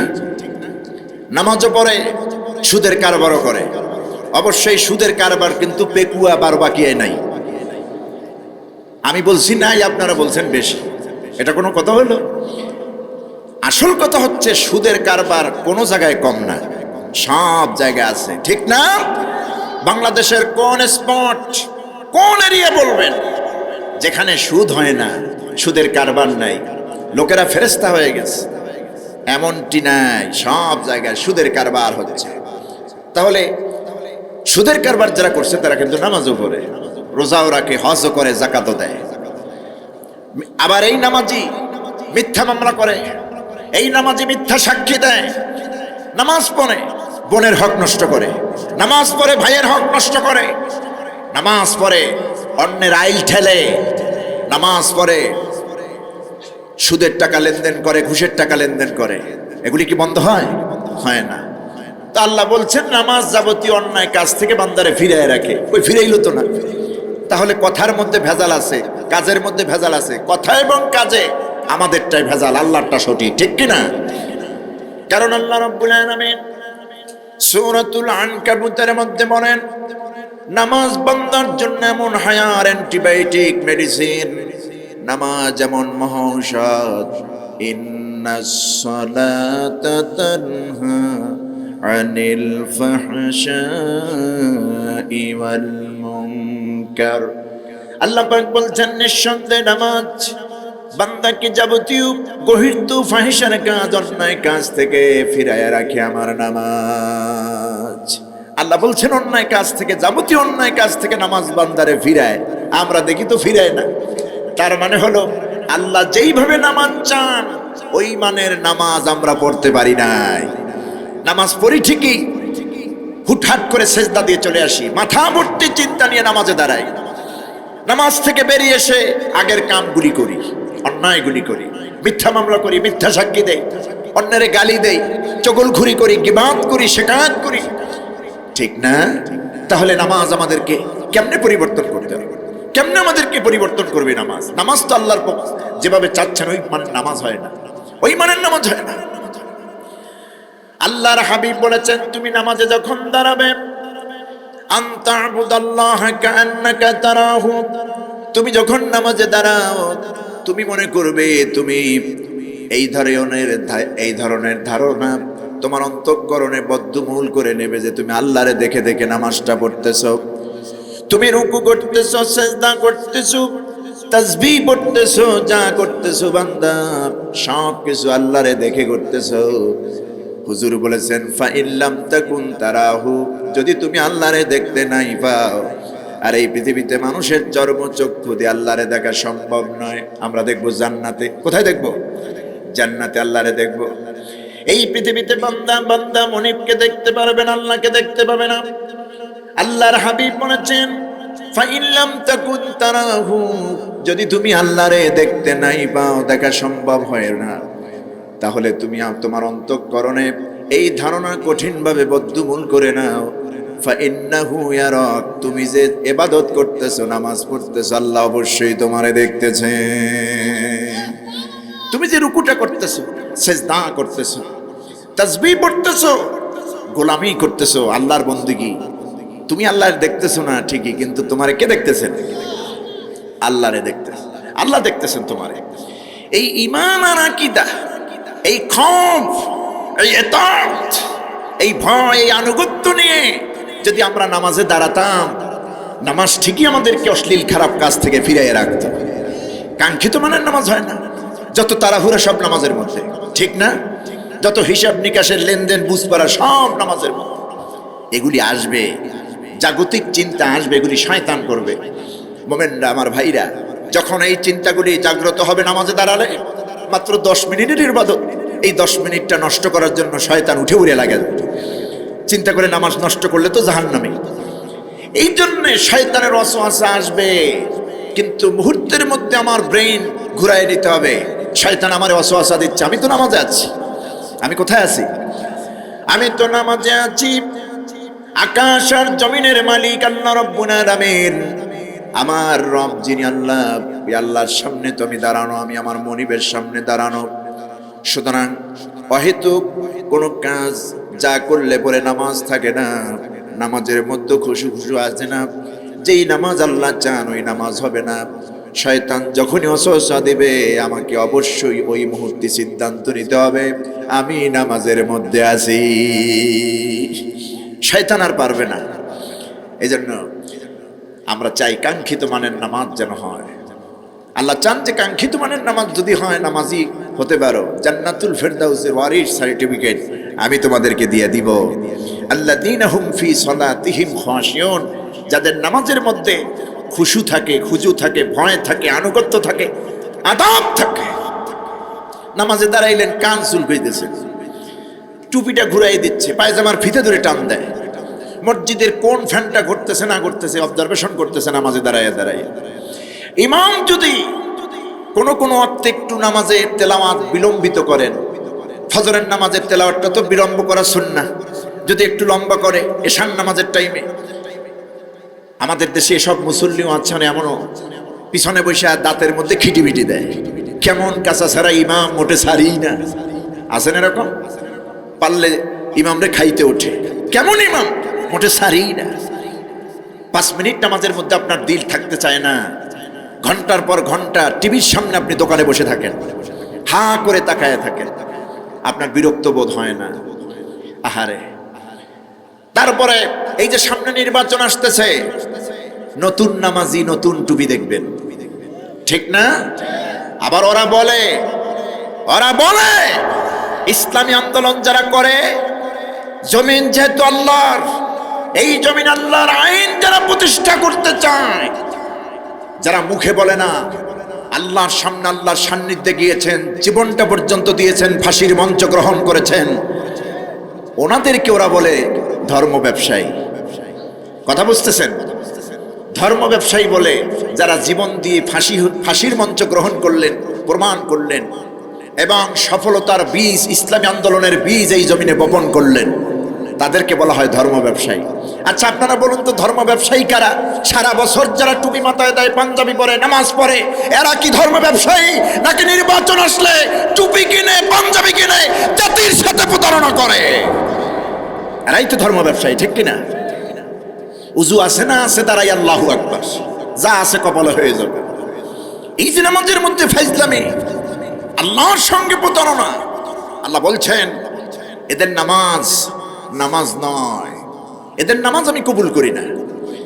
শুধু কবুল করি না এমনই নয়, এই প্রতারক নামাজ, প্রতারণার নামাজ, প্রতারক নামাজির জন্য আমি আল্লাহ পাক কি রেখেছি শোনো, ফাওয়াইলুল লিল মুসাল্লিন আল্লাযীনা হুম আন সালাতিহিম সাহুন।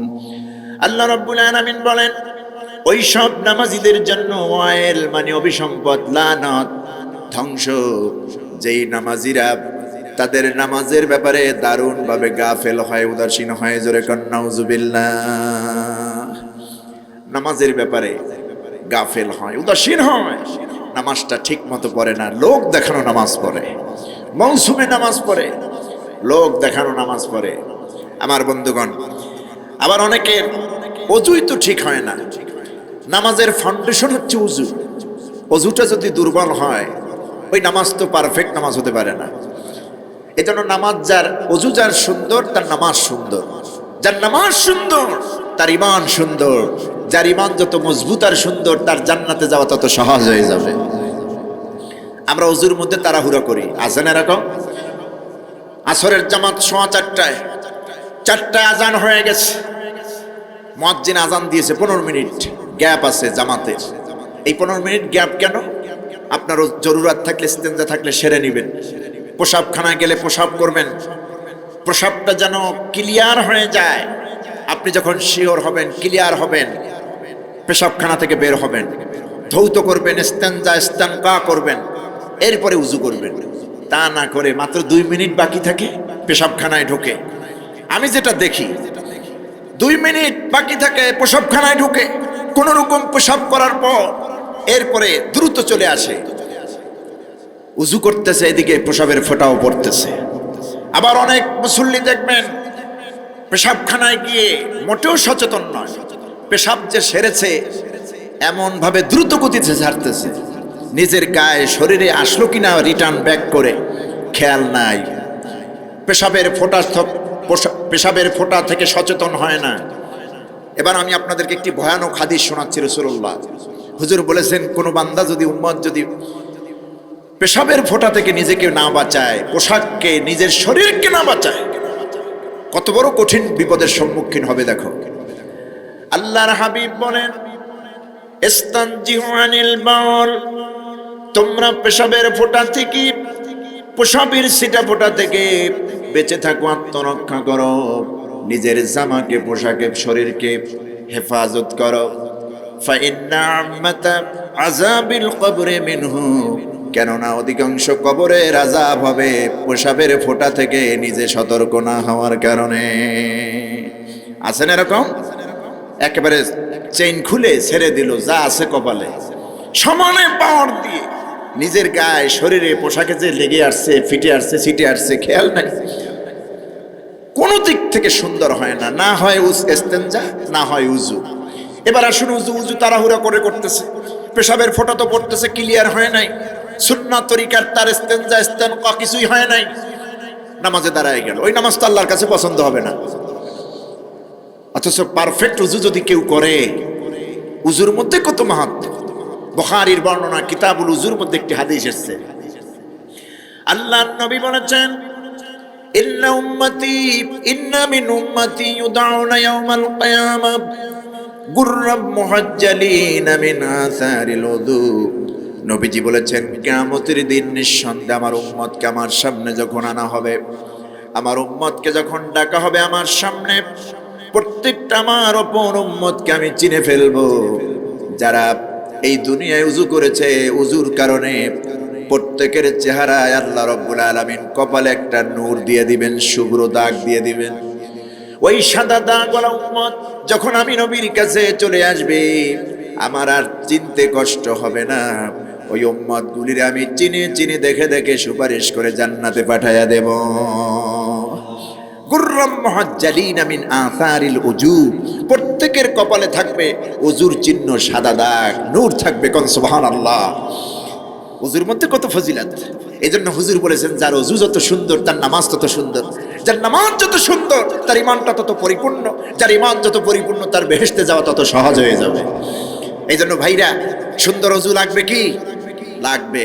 দামি উজু করব, পারফেক্ট উজু করব, সময় নিয়ে ভালোভাবে ইস্তেনজা করে তারপরে আমরা উজু করব, এরপরে নামাজ পড়ব। সুন্দর উজু, এই উজুর পানিটা শরীরের যেই জায়গায় যাবে ওই সব জায়গা থেকে কিয়ামতের দিন নূর চমকাতে থাকবে। আমিরুল মুমিনিন খলিফাতুল মুসলিমিন হযরত ওমর রাদিয়াল্লাহু তাআলা আনহু, এই জন্য যখনই তিনি উজু করতেন, উজুর শেষে উজুর পানিটা হাতে নিতেন, উজুর পানি হাতে নিয়ে হাত দুখানা উঁচু করতেন। নবীর সাহাবীরা প্রশ্ন করলেন, আমিরুল মুমিনিন খলিফাতুল মুসলিমিন, আপনি এটা কেন করতেছেন? দীর্ঘদিন ধরে আপনার থেকে আমরা এটা দেখতে পাই, উঁচু করেন, উজুর পরে পানি হাতে নিয়ে হাত উঁচু করে, হাত দুটি উঁচু করেন, কেন এটা করেন? এর মাহাত্ম্য কি? হযরত ওমর বলছেন, আমার নবীর সাহাবীরা, তোমরা আমার রাসূলের ওই হাদিসটা কি শোনো নাই? আমার নবীজি বলেছেন, ইন্না মিন উম্মতি ইউদআউনা ইয়াওমাল কিয়ামাতি গুররাম মুহাজ্জালিনা মিন আসারিল উযু। নিঃসন্দেহে কিয়ামতের দিন আমার উম্মতকে ডাকা হবে আমার সামনে, আর প্রত্যেকটা উম্মতকে আমি চিনব। প্রত্যেকের উম্মতের কপালে উজুর কারণে শুভ্র দাগ, নূরের দাগ আমি দেখতে পাবো। ওই হাদিস কি শোনো নাই? উজুর পানিটা যেখানে শরীরে গড়াবে ওইখান থেকে নূর চমকাবে। তো আমি চাই আমার শরীরের পা থেকে মাথা পর্যন্ত সব জায়গায় যেন উজুর পানি চলে যায়। এজন্য সুন্দর উজু করবো তো ইনশাআল্লাহ। সুন্দর উজু হলে সুন্দর নামাজ, সুন্দর নামাজ হলে সুন্দর ঈমান, ঠিক কিনা? আল্লাহ আমাদেরকে কি দিয়ে দিবেন? জান্নাত, জান্নাতুল ফেরদাউসের ওয়ারিশ বানায় দিবেন। কাঙ্ক্ষিত মানের নামাজ আমরা পড়ব। আজকে থেকে তওবা করি, আল্লাহ জীবনে যত নামাজ পড়েছি ভুল ত্রুটি মাফ করো। আমাদেরকে কাঙ্ক্ষিত মানের খুশু খুজুর সাথে, ভয়ের সাথে, আদবের সাথে যেই নামাজ তুমি চাও ওই নামাজ যেন আমরা পড়তে পারি। তৌফিক দাও বলি আমিন। এ গেল কয়টা গুণ? 1 নম্বর কাঙ্ক্ষিত মানের নামাজ, মনে রাখবেন। 2 নম্বর গুণ, জান্নাতুল ফেরদাউসের ওয়ারিশ, উত্তরাধিকারী হতে হলে 2 নম্বর গুণ মুমিনের কি? আল্লাহ বলছেন, ওয়াল্লাযীনা হুম আনিল লাগবি মুরিদুন। মুমিন বান্দার জান্নাতুল ফেরদাউসের উত্তরাধিকারী হতে হলে, ওয়ারিশ সার্টিফিকেট পেতে হলে মুমিন বান্দার 2 নম্বর গুণ অর্জন করতে হবে। সেটা হলো মুমিন বান্দার এই জবানকে বেহুদা কথা, অসার বাক্য থেকে ফিরাইয়া রাখতে হবে। মুমিন বান্দা এই জবানটাকে সেভ করবে, কন্ট্রোল করবে। কোনো বাজে কথা, বেহুদা কথা, অসার বাক্য এই জবান দিয়ে বের হবে না। এখন পেকুয়ার ভাইরা, নয়াকাটার ভাইরা, আপনারাই বলুন, আমরা বেশি পেশাল পারি, বেশি কথা বলি, এই অভ্যস্তই তো আমাদের মধ্যে বেশি, ঠিক না? কম কথা বলা মানুষ কিন্তু সমাজে কম। কম কথা বললে আবার লোকেরা সমাজের বাইরে ফেলে দেয়। এর মধ্যে কোনো সোশ্যালিজম নাই, এটা কোনো সমাজের মধ্যে পড়ে না। আছেন এরকম? অথচ কথা কম বলার মধ্যে সফলতা। আমরা অনেকে আছি কথা বেশি বলতে না পারলে খাবার হজম হয় না, সমানে কথা বলে। এই জবানটাকে, এই জবান মুমিনের জবান আর কাফের মুনাফিকের জবান তো এক নয়। এই লিসান, এই জবানটাকে সেভ করার নির্দেশ দিয়েছেন কে? আল্লাহ পাক বলেছেন। এমনকি রাসূল পাক সাল্লাল্লাহু আলাইহি ওয়াসাল্লাম হাদিসে বলেছেন যে কোনো মুমিন উম্মত যদি আমাকে তার দুইটি বিষয় গ্যারান্টি দিতে পারে, আজমান লাহুল জান্নাহ, আমি তার জন্য জান্নাতের জামিনদার হয়ে যাব। কোন উম্মত আমার যদি দুইটি বিষয়ের গ্যারান্টি আমাকে দিতে পারে, নাম্বার 1 তার দুই চোয়ালের মাঝখান, তার মানে লিসান, এই জবান, আর 2 নম্বর জায়গা হলো দুই উরুর মাঝখান, মানে লজ্জাস্থান। লজ্জাস্থান এবং জবান, এই দুইটার ব্যাপারে যদি আমাকে কোনো উম্মত গ্যারান্টি দিতে পারে, আমি নবীজি জানায় দিলাম আদমান লাহুল জান্নাহ, ওই উম্মতের জামিনদার, জান্নাতের জামিনদার আমি নবী হয়ে গেলাম। কারণ পৃথিবীতে যত অঘটন, যত দুর্ঘটনা, যত অন্যায় অপরাধ সব সৃষ্টি হয় এই দুইটা জায়গা থেকে। একটা হচ্ছে লজ্জাস্থান, আর একটা হচ্ছে জবান। কথা বুঝতেছেন? এই দুইটা জায়গা থেকেই অপরাধ সংগঠিত হয়। এই জন্য আমরা জবানকে সেভ করব। সাইয়েদনা আবু বকর সিদ্দিক রাদিয়াল্লাহু তাআলা আনহু মাঝে মধ্যে মুখের মধ্যে মার্বেল ঢুকায় রাখতেন। কথা বুঝতেছেন? মার্বেল ঢুকায় রাখতেন। তো লোকেরা প্রশ্ন করতেন হযরতে আবু বকরকে, আপনি এরকম মাঝে মধ্যে মুখ বন্ধ করে রাখেন, মার্বেল লিখে রাখেন, তার কারণ কি? আপনার সাথে মাঝে মধ্যে কথা বলতে আসি, কিন্তু দেখি আপনি মুখ বন্ধ আছেন, আপনার মুখের মধ্যে মার্বেল। সাইয়েদনা আবু বকর বলছেন, আল্লাহ রাব্বুল আলামিন প্রত্যেকটা মুমিন বান্দা কি তার জবান কি হেফাজতের কথা বলেছেন। ওয়াল্লাযীনা হুম আনিল লাগবি মুরিদুন, মুমিন বান্দা তার মুখ দিয়ে অসার কোনো কথা বলবে না, যাবতীয় অসার বাক্য, বেহুদা কথাবার্তা থেকে জবানকে হেফাজত করবে। তো আল্লাহর আয়াত তো হচ্ছে এটা, আল্লাহর বিধান হচ্ছে বেহুদা কথা না বলা। তো মানুষের স্বভাব, যার প্রবৃত্তি হচ্ছে মানুষ তো বেহুদা কথা বলতে খুব বেশি আগ্রহী। আমার জবান থেকে যেন বেহুদা কোনো কথা না বের হয়, এই জন্য কাজের কথার পরে যখন আমি অবসরে থাকি, আমি এই পন্থা অবলম্বন করি, মার্বেল ঢুকায় রাখি জবানে, যেহেতু এই জবান দিয়ে যেন কোনো বেহুদা কথা বের হওয়ার সম্ভাবনা না থাকে। সুবহানাল্লাহ, সুবহানাল্লাহ, সুবহানাল্লাহিল আযীম। এর থেকে কিন্তু আমার মা বোনরা এড়ায় নাই, আমার মা বোনরাও বেশি, ঠিক না? পেকুয়ার অবস্থা কি আমি জানি না, আমার বরিশালের কথা বলছি। এক জায়গায় যদি 3 জন মা বোন হয়, 3 জন মহিলা এক জায়গায় হয়, বিশাল মজমা মিলায় ফেলে, একেবারে ভিতরের যত কথা আছে সব ঢেলে দেয়। এমনকি স্বামী স্ত্রীর ইন্টারনাল কিছু বিষয়গুলি তাও শেয়ার করে দেয়। মা বোনরা, এটা আমানতের খেয়ানত। আপনার সাথে আপনার স্বামীর অন্তরঙ্গ মুহূর্ত, বিশেষ মুহূর্ত কি হলো না হলো, পৃথিবীর কারো কাছে এই কথা বলা জায়েজ নাই, এটা শেয়ার করা জায়েজ নাই, যথেষ্ট সিক্রেট বিষয়। আর এই ভুলগুলি মা বোনরা করে থাকেন। আড্ডায় বসলে 3 বাড়ির 3 জন মহিলা এক জায়গায় বসলে যত আজগুবি কথা, কারণ ওইখানে সভাপতিত্ব করে শয়তান। কথা বুঝতেছেন? সভাপতিত্ব করে কে? শয়তান। আর যেইখানে সভাপতিত্ব করে শয়তান, ওখানে তো বেহুদা কথার একেবারে মহাসমাবেশ ঘটে। এই জন্য মা বোনদেরকে আমি বলবো, আপনারা এর থেকে বাঁচবেন, এর থেকে বাঁচবেন, না হলে কিন্তু উপায় নাই। মহিলাদের দ্বারা এটা শয়তান বেশি করায়, বাজে কথা, বাজে চিন্তা, বাজে আড্ডা, বাজে মজলিস বসে, এগুলি থেকে বাঁচতে হবে। তাহলে 2 নম্বর গুণ কি হলো? মুমিনরা বাজে কথা বলবে না, তার জবানকে সেভ করবে। মনে থাকবে তো? এই জবানটাকে মুমিনরা সেভ করবে, কন্ট্রোল করবে। 3 নম্বর গুণ, আল্লাহ রাব্বুল আলামিন বলেন, জান্নাতুল ফেরদাউসের ওয়ারিশ পেতে হলে, উত্তরাধিকারী হতে হলে 3 নম্বর গুণ যেটা মুমিনদের অর্জন করতে হবে, সেটা হলো ওয়াল্লাযীনা হুম লিয-যাকাতি ফাঈলুন। বান্দারা নিজেরা যাকাত দেবে এবং যাকাত উত্তোলনে সহযোগিতা করবে। কোন সুবহানাল্লাহ। একটা হলো যাকাত দেওয়া, আর একটা হলো যাকাত আদায় উত্তোলনে সহযোগিতা করা। দেখুন, আমাদের দেশে যাকাত ব্যবস্থা কিন্তু কায়েম নাই, কিন্তু যাকাত ব্যবস্থা চালু আছে।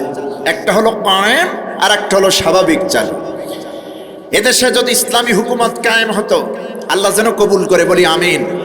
কোরআনের রাজ যেন কায়েম হয়, আগামীর পার্লামেন্ট যেন কোরআনের হয়, আগামীর পার্লামেন্ট যেন সৎ লোকের শাসন, আল্লাহর আইন হয়। যদি এটা হয়, যাকাত ব্যবস্থা কায়েম হয়ে যাবে। যাকাত উত্তোলন করবে সরকার। কে উত্তোলন করবে? সরকার।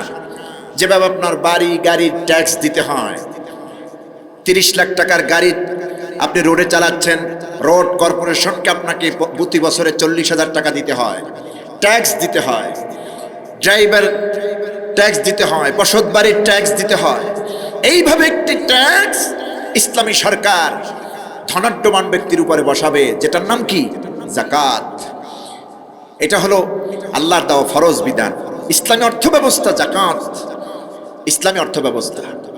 দেখুন শয়তান কত বড় ভয়ানক আমাদের দুশ্মন। যেখানে আল্লাহ অর্থ ব্যবস্থা করলেন যাকাত, সেখানে ইবলিস এই শয়তান অর্থ ব্যবস্থা চালু করলেন সুদ। কি অর্থ ব্যবস্থা? সুদ, সুদ ভিত্তিক অর্থ ব্যবস্থা। আল্লাহর বিপরীতে তার কাজই হলো আল্লাহর বিপরীতে একটা দাঁড় করানো।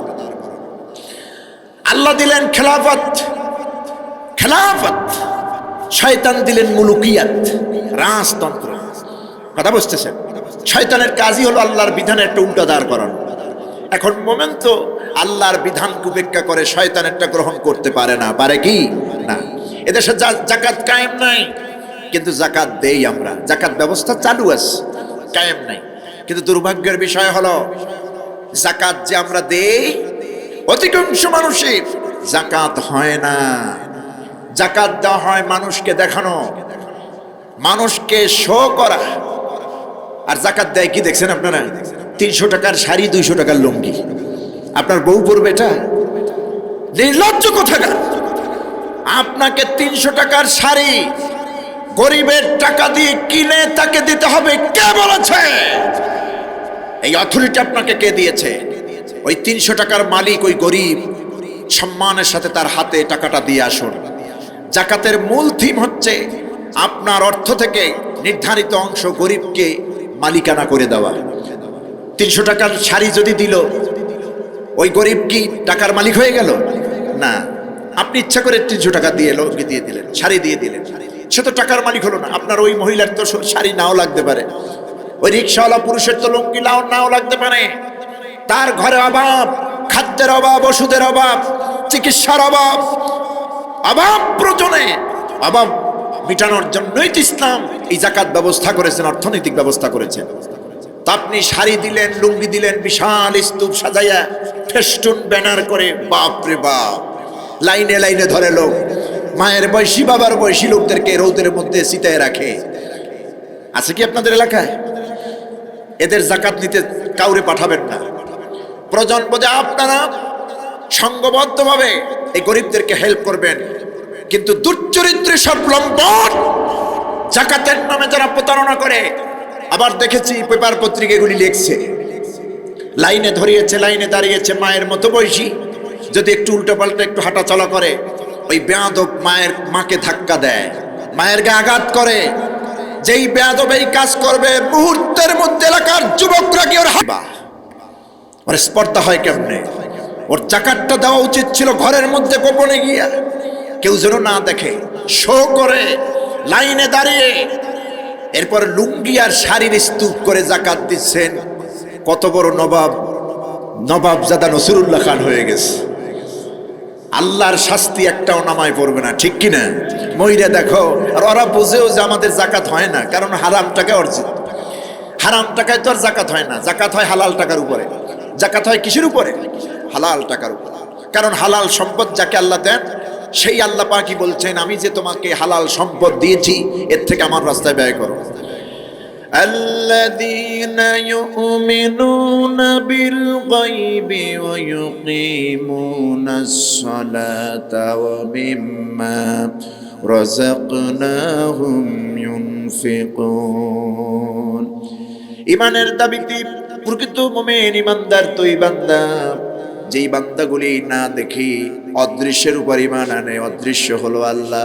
দেখি নাই, দেখেছি কি? আল্লাহকে দেখি নাই, পরকাল দেখি নাই, হাসর দেখি নাই, নসর দেখি নাই, জান্নাত দেখি নাই, জাহান্নাম দেখি নাই, এগুলি না দেখি যারা ঈমান আনে, আল্লাহ পাক বলেন এরাই তো খাঁটি ইমানদার।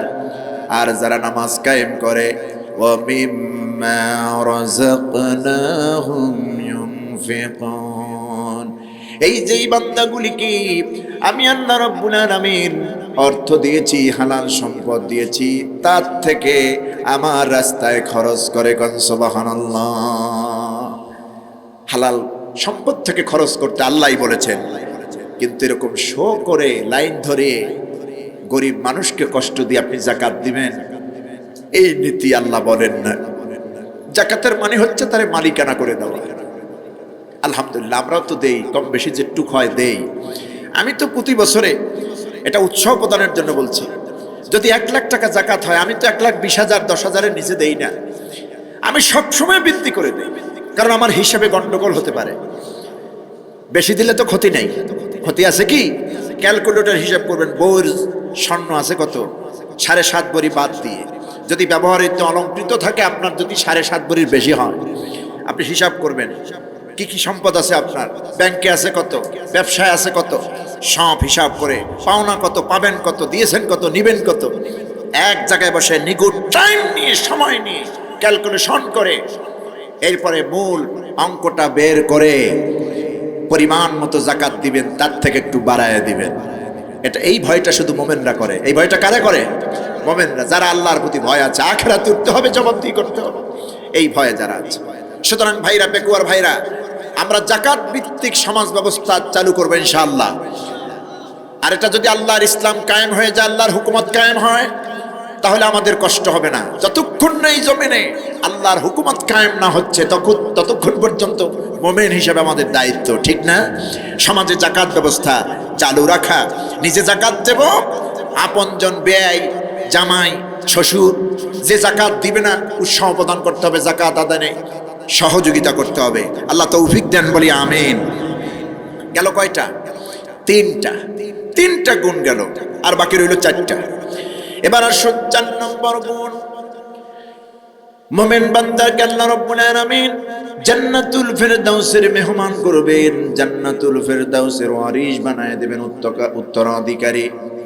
যেই 7টা গুণ অর্জন করলে পরে আল্লাহ পাকের মেহমান, জান্নাতের মেহমান, জান্নাতুল ফেরদাউসের ওয়ারিশ হওয়া যাবে। তার 3টা হয়ে গেল, এখন আছে বাকি 4টা। কয়টা? 4 নম্বর গুণ কি? আল্লাহ রাব্বুল আলামিন বলেন, ওয়াল্লাযীনা হুম লিফুরুজিহিম হাফিযুন। 4 নম্বর গুণ হচ্ছে মুমিন নারী পুরুষ তাদের লজ্জাস্থান হেফাজত করবে। ওই যে শুরুতে বলছিলাম, মুমিনের একটা গুণ হলো জবান হেফাজত করবে, বেহুদা কথা বলবে না। আর এখানে 4 নম্বর গুণ হচ্ছে নারী পুরুষ উভয় কি হেফাজত করবে? লজ্জাস্থান হেফাজত করবে। দেখুন, বাংলাদেশে অসংখ্য অগণিত জেনার কাজ চলছে, ঠিক কিনা? শুধু জেনা না, বহুত এলাকায় পরক্রিয়া ধুমধাম। পরক্রিয়া বুঝেন তো? নিজের হালাল বউ থুইয়া অন্যের স্ত্রীর সঙ্গে যৌন কার্য সমাধান করা, যৌন চাহিদা লিপ্ত থাকা। নাউজুবিল্লাহি মিন যালিক। আহা, আপনি জানেন কি এটা কত বড় ভয়ানক গুনাহ? কবিরা গুনাহ তো আছে। এই কবিরা গুনাহ আকবারুল কাবায়েরের মধ্যে, কবিরা গুনার মধ্যে আকবারুল কাবায়ের আছে। কবিরার মধ্যে বড় কবিরা, কবিরার মধ্যে বড় গুনাহ যতগুলি, এর মধ্যে একটি হচ্ছে পরক্রিয়া। নিজের ঘরে হালাল স্ত্রী থাকতে অন্যের স্ত্রী, অন্যের মেয়ের দিকে কুনজর দেওয়া, হাত বাড়ানো। কথা বুঝতেছেন? সমাজ বিধ্বংসী একটি মহা জঘন্য অপরাধ। এই পরক্রিয়া নষ্ট, এই পরক্রিয়া বন্ধ করতে হলে সবাইকে সচেতন হতে হবে, অ্যালার্ট হতে হবে, নারী পুরুষ উভয়কে। আর এটা বেশি হয় যেই স্বামীরা বিদেশ থাকে, স্ত্রীকে রেখে যায় বছরকে বছর, মাসকে মাস। কথা বুঝতেছেন? স্ত্রীর দায়িত্ব হবে তার লজ্জাস্থান হেফাজত করা, তার স্বামীর এটা আমানত। ওই স্ত্রীর ভাই, বাবা, মা যারা আপন থাকবেন, পাশে থাকবেন, ওই বোনটাকে, ওই স্ত্রীটাকে অন্যের আমানত হিসেবে তারাও খেয়াল রাখবেন, টেক কেয়ার করবেন, দেখভাল করবেন। অন্য পুরুষ এই জাতীয় দুশ্চরিত্রের কোনো পুরুষ যেন বাড়ির পাশে আনাগোনা না দেয়। যে আত্মীয়র চরিত্র খারাপ, ওই আত্মীয়কে ওই ঘরে, ওই স্ত্রীর ঘরে আশ্রয় দেওয়া জায়েজ নাই। কথা বুঝতেছেন? আপনি যাকে সন্দেহ করেন যে এই লোকটার চরিত্র খারাপ, এর চাহনি অন্যরকম, এর বলনি আর এক রকম, যত বড় কুতুব হোক আর বেয়াই হোক আর তালই হোক, যাই হোক, আপনার ওই বোনের ঘরে আশ্রয় দিবেন না, মেহমান বানাবেন না। দরকার হয় মেহমানদারির জন্য যে খরচটা হয় তার বাড়িতে পাঠিয়ে দিবেন। মেহমানদারি করা সুন্নাত, লজ্জাস্থান হেফাজত করা ফরজ। কে করে দিয়েছেন? আল্লাহ দিয়েছেন। এই যে এটা আপনাদের খেয়াল রাখবেন, ভালো করে ইয়াদ রাখবেন। একজন নারীকে দোষ দিলে হবে না। নারীকে জেনায় গুনায় লিপ্ত হওয়ার পিছনে বাপ দায়ী, বাপ দায়ী, ভাই দায়ী, বোন দায়ী, মা দায়ী, শাশুড়ি দায়ী, শ্বশুর দায়ী, ঠিক কিনা? স্বামী উপস্থিত থাকলে তো সেটা তো অসম্ভব। স্বামী যদি না থাকে, মা বোনদেরকে সিকিউরিটি আপনারা দিবেন। আর মা বোনদেরকে বলবো, রাসূলুল্লাহ বলেছেন 4টি কাজ করলে একজন মুসলিম নারী আল্লাহর জান্নাতের যে দরজা দিয়ে খুশি, ওই দরজা দিয়ে বেহেশতে প্রবেশ করবে। এর মধ্যে একটি হচ্ছে লজ্জাস্থানের, সতীত্বের হেফাজত করা। আপনার সতীত্ব আপনার, এটা আপনার জন্য শুধু বৈধ করেছে আপনার স্বামীর জন্য। কে বৈধ করেছেন? আল্লাহ রাব্বুল আলামিন বলেন, স্বামীর লজ্জাস্থান স্ত্রীর জন্য, স্ত্রীর লজ্জাস্থান স্বামীর জন্য আল্লাহ পাক বৈধ করেছেন। ইল্লা আলা আযওয়াজিহিম আও মা বালাকাত আইমানুহুম ফাইন্নাহুম গায়রু মালুমিন। তবে স্ত্রীর জন্য তার স্বামী, স্বামীর জন্য তার স্ত্রী, উভয়ের জন্য লজ্জাস্থান ব্যবহার করা, এটা আল্লাহ পাক হালাল করে দিয়েছেন, বৈধ করে দিয়েছেন। এর বাইরে আর কেউ নয়। ফামান ইবতাগা ওয়ারাআ যালিকা ফাউলাইকা হুমুল আদুন। এই বর্ডার ক্রস করে কেউ যদি যায়, এই হুকুমকে উপেক্ষা করে জেনার কাজে কেউ যদি লিপ্ত হয়, তাহলে সে সীমালঙ্ঘনকারী। সে কি? সীমালঙ্ঘনকারী। আর সীমালঙ্ঘনকারী, আল্লাহর বিধানকে বৃদ্ধাঙ্গুলি প্রদর্শন যারা করে, তাদের জন্য আল্লাহ পাক রেখে দিয়েছেন জাহান্নাম। বলি নাউজুবিল্লাহ। কয়টা গুণ গেল? 4টা। প্রথম তো কাঙ্ক্ষিত মানের নামাজ, 2 নম্বরে জবানকে সেভ করা, বেহুদা কথা না বলা, 3 নম্বরে জাকাত নিজে দেওয়া, জাকাত উত্তোলনে সহযোগিতা করা, 4 নম্বরে নারী পুরুষ, মোমেন নারী পুরুষ উভয়কেই লজ্জাস্থান সেভ করা। কথা বুঝতেছেন? এরপরে আসুন 5 নম্বর। 5 এবং 6 এই 2টা গুণ একটা আয়াতের মধ্যে আল্লাহ বলে দিয়েছেন। আল্লাহ রাব্বুল আলামিন বলেন, মোমেন বান্দার 5 এবং 6 নম্বর গুণ কি হবে? ওয়াল্লাযীনা হুম লিআমানাতিহিম ওয়া আহদিহিম রাউন। মোমেন বান্দাদের 5 নম্বর গুণ হচ্ছে আমানত, আমানত রক্ষা করা, আমানতের খেয়ানত না করা। 6 নম্বর হচ্ছে ওয়াদা, ওয়াদা রক্ষা করা। আপনারা বলুন তো, এই আমানত আর ওয়াদা দারুণভাবে খেয়ানত হচ্ছে না আমাদের দেশে? দারুণভাবে সব কিছু আমানত। একজন বন্ধু আর একজন বন্ধুরে বলল, খবরদার, তোর কাছে এই কথাটা বলেছি, একেবারে তোর কাছে বলেছি সিনসিয়ার ভাবে, তুই কারো কাছে বলবি না। এটা কিন্তু আমানত, কারো কাছে বলবি না, তুই নিজের কাছেও নিজে বলবি না দ্বিতীয়বার। ওই বন্ধু সকালবেলা 3 জনের সাথে দেখা, 3 জনের কাছে বইলা বলতেছে, খবরদার 3 বন্ধু, তোদের কাছে বলছি খবরদার, জবরদস্ত আমানত, যে আমারে বলছে, নিষেধ করছে, আমানত রাখছে, খবরদার কারো কাছে বলবি না। ওই 3 জনে আরো 3 জনের সাথে, তাহলে আমানত রইল না? আমানতদারিতা ইসলামের একটি সৌন্দর্য, আমানত। মক্কায় রাসূলুল্লাহ সাল্লাল্লাহু আলাইহি ওয়াসাল্লামের প্রতি কাফেররা ঈমান আনতো না, কিন্তু হুজুরকে বিশ্বাস করতেন। মক্কার কুরাইশরা রাসূলকে আমানতদার হিসেবে আল আমিন উপাধি দিয়েছেন, ঠিক না? অর্থ সম্পদ, টাকা পয়সা, এমন কি কথার আমানত, সব ক্ষেত্রে হুজুরকে বিশ্বাস করতেন। দুনিয়া লয় হয়ে যাবে, মুহাম্মদ সাল্লাল্লাহু আলাইহি ওয়াসাল্লামের আমানতদারিতার বিন্দু পরিমাণে এদিক সেদিক হবে না। কোন সুবহানাল্লাহ। এটা তো মুমিনদের কোয়ালিটি, আমানত রক্ষা করবে। যে কথা দিয়েছে মুমিনরা, সে কথা রক্ষা করবে। এটা হলো 5 নম্বর। 6 নম্বর হলো ওয়াহদিহিম রাউন। বান্দা যে ওয়াদা করবে, এই ওয়াদা সকালে একটা, বিকেলে আর একটা, সন্ধ্যায় আর একটা, আছেন এরকম? দারুণ ওদের খেলাপ করে। এমন কি যেই দোকান থেকে সওদা খায়, মাসকে মাস বাকি খায়, বাকির খাতা যখন বিরাট উঁচু হয়ে গেল, ওই দোকানের সামনে দিয়েও হাঁটে না। এরম চরিত্রের লোক কি আপনাদের সমাজে আছে নাকি? আমি আমার বরিশালের কথা বলছি, বহুত লোক আছে ওই রোড দিয়েও হাঁটে না। কথা বুঝতেছেন? অন্য দোকান দিয়ে আবার নগদ খায় নতুন করে। এটা কিন্তু ওয়াদা খেলাফ দারুণ ভাবে হচ্ছে। এজন্য ওয়াদা, আমানাত, 5 এবং 6 নম্বর দুটি গুরুত্বপূর্ণ পয়েন্ট আল্লাহ বলেছেন। এর ব্যাখ্যা অনেক, সময় তো নাই। এই দুটি আমানত 5 এবং 6 আমরা যেন আমল করতে পারি, তৌফিক দেন আল্লাহ, বলি আমিন। 7 নম্বর গুণ আবার ঘুরে ফিরে সেই নামাজ। তবে এইবার শুধু নামাজ না, সব নামাজ।